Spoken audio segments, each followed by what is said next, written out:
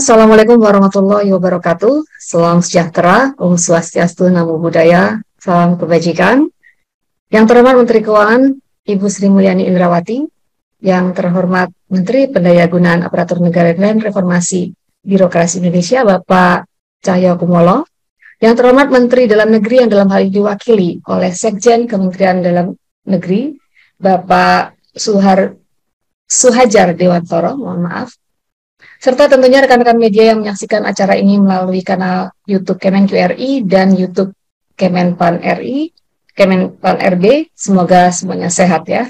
Dua, Presiden Jokowi telah memberikan keterangan mengenai mudik berian THR dan gaji 13 tahun 2022 yang telah ditetapkan di dalam Peraturan Pemerintah Nomor 16 tahun 2022 tentang pemberian tunjangan hari raya dan gaji 13 kepada aparatur negara, pensiunan, penerima pensiun, dan penerima tunjangan tahun 2022. Sesaat lagi sama-sama kita simak penjelasan secara komprehensif yang akan disampaikan oleh para narasumber kita yang telah hadir secara virtual. Kami akan mengundang yang pertama Ibu Menteri Keuangan, selanjutnya adalah Bapak Menteri Pan RB, dan yang terakhir Bapak Sekjen Kemendagri. Baiklah, langsung saja kita simak bersama. Kepada Ibu Menteri Keuangan kami persilakan. Terima kasih Bu Puspa. Bismillahirrahmanirrahim. Assalamualaikum warahmatullahi wabarakatuh. Selamat pagi bagi teman-teman media, Bapak Menteri Pan RB, Pak Cahyokumolo, Bapak pimpinan dari Kemendagri, Pak Sekjen Kemendagri, dan seluruh jajaran di Kementerian Keuangan, serta yang saya hormati seluruh jajaran media pada pagi hari ini. Kami akan menyampaikan beberapa detail terkait kebijakan gaji ke-13 untuk tahun 2022. Pertama, pemulihan ekonomi dunia yang sebetulnya masih sangat dini dan rapuh akibat pukulan pandemi yang masih belum berakhir, saat ini dihadapkan pada risiko dan tantangan yang makin besar dan kompleks. Perang yang terjadi di Ukraina telah dan masih menimbulkan kerusakan rantai global di bidang energi, pangan, dan komoditas strategis. Hal ini menimbulkan lonjakan harga komoditas secara global dan juga mengakibatkan tekanan inflasi yang sangat tinggi di berbagai negara maju dan berkembang. Respons kebijakan moneter di negara maju juga akan berpotensi menimbulkan dampak sangat besar pada perekonomian global. Dunia dihadapkan pada risiko baru yang sangat tinggi. Hal ini tercermin dari proyeksi pertumbuhan ekonomi dunia yang direvisi ke bawah secara cukup tajam. OECD merevisi turun proyeksi pertumbuhan ekonomi dunia untuk tahun 2022 ini dari 4,5% menjadi hanya 3,5%. Bank Dunia juga merevisi turun pertumbuhan ekonomi dunia dari 4,4% menjadi 3,5%. IMF pada bulan Januari lalu telah merevisi turun proyeksi pertumbuhan ekonomi dunia dari 4,9 menjadi 4,4% dan diprediksi akan direvisi lagi ke bawah setelah terjadinya perang di Ukraina. Indonesia terus menjaga kondisi masyarakat dan perekonomian kita dari berbagai pukulan melalui berbagai kebijakan. Terutama kita akan menggunakan kebijakan dan instrumen APBN yang terus bekerja sangat keras mengelola berbagai shock atau pukulan yang mengancam kesehatan, kesejahteraan masyarakat, dan mengancam perekonomian kita. Pemerintah melanjutkan kebijakan fiskal kita yang bersifat suportif, ekspansif, terarah, namun terukur. Ini di dalam rangka untuk terus mengelola pemulihan ekonomi nasional yang terus dihadapkan pada berbagai pukulan. Ekspansi belanja sebagai instrumen countercyclical di dalam mendorong peningkatan konsumsi yang merupakan faktor yang sangat penting bagi pemulihan pertumbuhan ekonomi dan penciptaan kesempatan kerja. Pemulihan ekonomi akan terus didorong lebih cepat melalui berbagai langkah-langkah untuk melindungi daya beli masyarakat, termasuk program perlindungan sosial dalam bentuk penebalan bantuan sosial, yaitu dengan memberikan tambahan bantuan sosial ke masyarakat yang paling rentan, serta juga kepada para UMKM pedagang kaki lima di bidang pangan di dalam menghadapi pukulan kenaikan harga pangan dunia. Dari sisi permintaan agregat, konsumsi dan investasi yang merupakan faktor pendukung dan pendorong utama pemulihan ekonomi, pemerintah terus menggunakan instrumen APBN untuk bisa menjaga pemulihan, momentum pemulihan di bidang investasi dan konsumsi tersebut dengan menggulirkan program, terutama program perlindungan sosial yang mencapai 431,5 triliun di dalam rangka menjaga daya beli masyarakat, terutama kelompok miskin dan rentan. Pertama, penyaluran PKH untuk 10 juta keluarga penerima manfaat atau KPM mencapai 28,7 triliun rupiah. Kedua, pemerintah memberikan bantuan sosial melalui kartu sembako bagi 18,8 juta kelompok penerima dengan anggaran sebesar 45,1 triliun rupiah. Pemerintah juga memberikan subsidi energi dan non-energi yang dinikmati oleh rumah tangga, yaitu terutama subsidi BBM, subsidi listrik, dan subsidi LPG yang terutama juga dinikmati oleh seluruh masyarakat Indonesia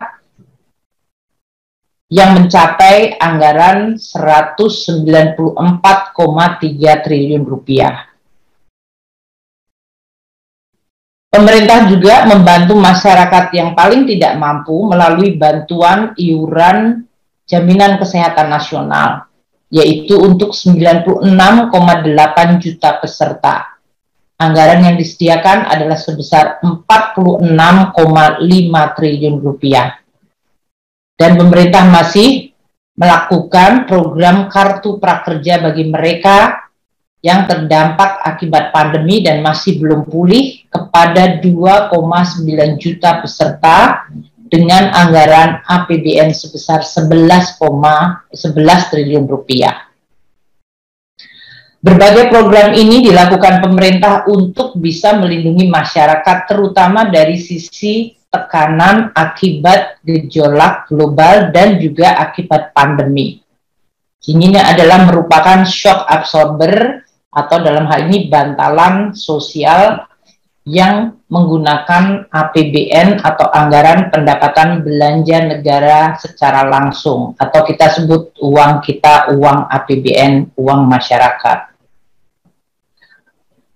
Untuk melindungi masyarakat yang rentan karena tekanan masih terus terjadi karena akibat harga pangan, pemerintah juga telah melakukan penebalan atau peningkatan dari program perlindungan sosial yang ada. Artinya, dengan menggunakan program perlindungan sosial yang ada, dilakukan penambahan jumlah dari sisi manfaat yang dibayarkan langsung oleh APBN, yaitu untuk keluarga penerima manfaat sembako dan PKH sebanyak 20,65 juta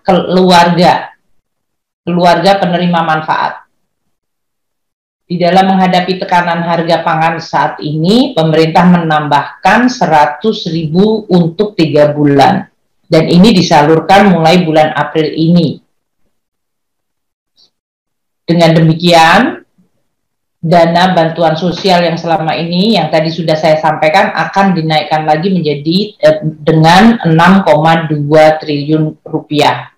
Khusus untuk menahan shock terutama dari kenaikan harga-harga pangan akibat terjadinya perang Ukraina, yaitu 20,65 juta kelompok penerima manfaat diberikan 100.000 selama 3 bulan, mulai bulan April ini. Untuk pedagang kaki lima, terutama kelompok pedagang kaki lima yang jualan makanan, yang tentu dari bahan bakunya juga menghadapi tekanan tambahan kenaikan harga bahan baku pangannya, 2,5 juta PKL juga diberikan 100.000 selama 3 bulan. Dan ini juga disalurkan pada bulan April ini dengan anggaran 755 miliar. Penyaluran berbagai program bantuan dan penebalan bantuan sosial ini diharapkan dapat melindungi atau paling tidak mengurangi tekanan yang dirasakan oleh masyarakat, khususnya kelompok masyarakat yang paling rentan, paling miskin, dan juga pedagang serta usaha kecil menengah. Untuk mendorong aktivitas ekonomi, pemerintah juga melakukan melalui jalur kredit usaha rakyat, yaitu memberikan subsidi bunga bagi akses modal melalui kredit usaha rakyat, yaitu hanya sebesar 3% bunganya. Dan untuk tahun 2022 ini akan ditambahkan anggaran sebesar 11,9 triliun di atas 23,1 triliun. Jadi totalnya akan mencapai 35 triliun rupiah. Ini untuk mendukung kredit usaha rakyat yang mencapai sekitar 390 triliun rupiah. Dengan demikian, usaha kecil menengah diharapkan masih mampu untuk bisa pulih dan bekerja dengan akses modal di mana suku bunganya masih terjaga pada level yang rendah, yaitu hanya 3%, karena disubsidi oleh pemerintah sebesar 35 triliun rupiah untuk total subsidi yang mencapai sekitar 390 triliun. Juga mengatur pemberian gaji ke-13. Ini seperti yang selama ini dilakukan, tujuannya adalah untuk membantu seluruh aparatur, terutama pada saat menjelang tahun ajaran baru yang dilaksanakan pada bulan Juli, yang biasanya identik juga dengan kebutuhan-kebutuhan belanja bagi putra-putri dari anak-anak ASN TNI Polri. Bantuan gaji ke-13 ini diharapkan bisa memenuhi kebutuhan biasanya berbagai belanja untuk keperluan pendidikan. Pengaturan pelaksanaan teknis THR maupun gaji ke-13 akan dilakukan dengan peraturan Menteri Keuangan untuk anggaran yang berasal dari APBN, tadi yang ada di belanja KL maupun belanja bendara umum negara. Sedangkan untuk ASN daerah akan diatur lebih lanjut dengan peraturan kepala daerah atau perkada. Ini adalah karena sumber dananya adalah dari APBD. Kebijakan pemberian THR dan gaji ke-13 tersebut diharapkan akan bisa terus memberikan faktor yang makin kondusif untuk masyarakat dalam beraktivitas dan dalam menjalankan kegiatan-kegiatan, sekaligus juga untuk terus membantu pemulihan ekonomi Indonesia. Demikian yang bisa saya sampaikan.